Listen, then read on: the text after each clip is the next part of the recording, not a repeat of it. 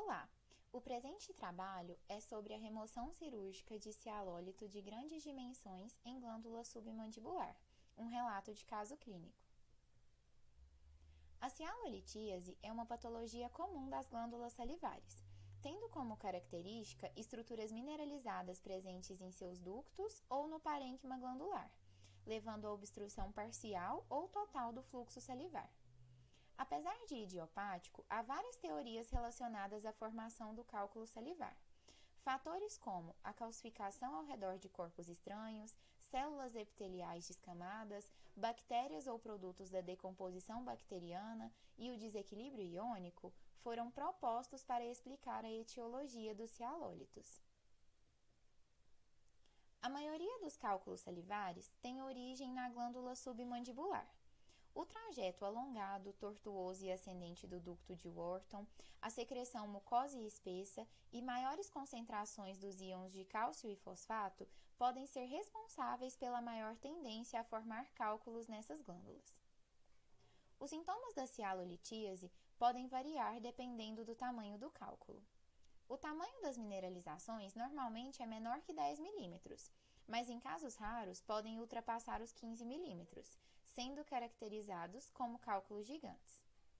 Os cálculos salivares sintomáticos são mais comuns nos pacientes do sexo masculino entre os 30 e 60 anos de idade.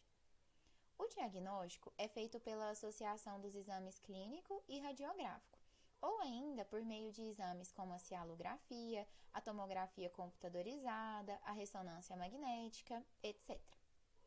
O tratamento está intimamente ligado ao tamanho e à localização do cálculo. Nos cialólitos pequenos, pode-se utilizar métodos que estimulem a salivação para expelir o cálculo pelo próprio ducto. Já os de maiores dimensões, opta-se pela remoção cirúrgica.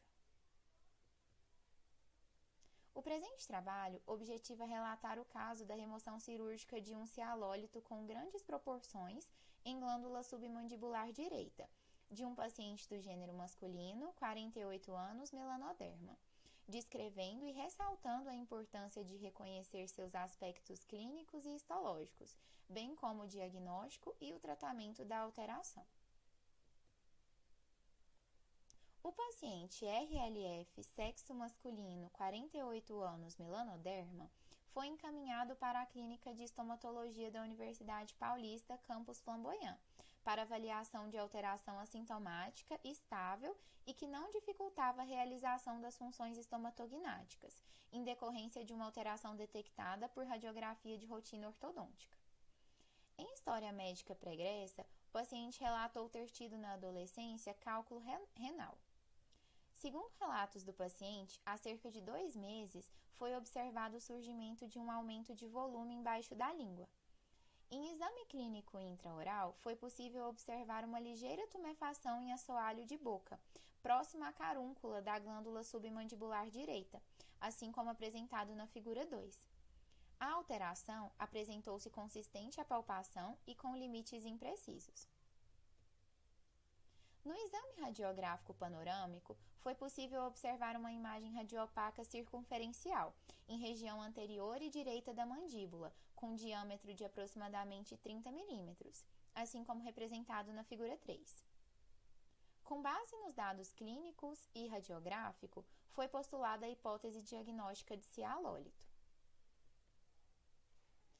Foi realizada a biópsia excisional da lesão como tratamento de escolha, assim como apresentado nas figuras 4, 5 e 6. Após a análise histopatológica, foi constatado tecido calcificado, confirmando o diagnóstico de cialolitíase. Desde então, tem sido feita a preservação do paciente para controle pós-operatório, não tendo apresentado sinais de recidiva ou outras alterações locais. O diagnóstico de cialólitos geralmente é simples e baseia-se no exame clínico auxiliado por exames radiográficos. Entretanto, em alguns casos, o diagnóstico pode se tornar mais desafiador e complexo. A conduta clínica adotada neste relato demonstra a eficácia e segurança da conduta cirúrgica como um método clássico para uso no diagnóstico, remoção e manejo pós-operatório de cialólito de glândula salivar.